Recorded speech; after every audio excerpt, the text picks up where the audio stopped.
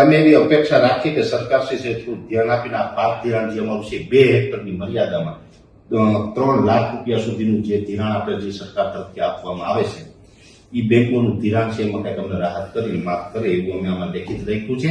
બીજો એક મુદ્દો તમને સાથે સાથે એક મૂકી આપણું એક સારી યોજના છે, સરકારની ખૂબ સારી યોજના પણ છે. 3 લાખ રૂપિયા સુધીનું પાક ધિરાણ હોય ને એમાં 0% વ્યાજ, ખેડૂતે કઈ વ્યાજ નહીં દેવાનું. પણ એની અંદર યોજના એવી છે કે 7% બેંક ડેબિટ કરે છે, પછી 3% કેન્દ્ર સરકાર આપણા ખાતામાં જમા કરે, 4% રાજ્ય સરકાર જમા કરે. હવે જે રાજ્ય સરકાર જે છે જમા કરે ને એ થોડીક પેન્ડિંગ પણ છે. તો રાજ્ય સરકારની જે રકમ પેન્ડિંગ છે એ 4% રકમ પણ દરેક ખેડૂતને થોડુંક મળી જાય. તો અત્યારે આર્થિક રીતે અમે બધા થોડા ભીડમાં છે તો બધું કામ લાગે, એટલે આ આપણી માગણી છે. એટલે આ માગણી સાથે અમે લેખિતમાં કૃષિ મંત્રી સાહેબને આપીએ છીએ. આવો પ્રવીણભાઈ, આવો ભાવેશભાઈ, આવો બધા.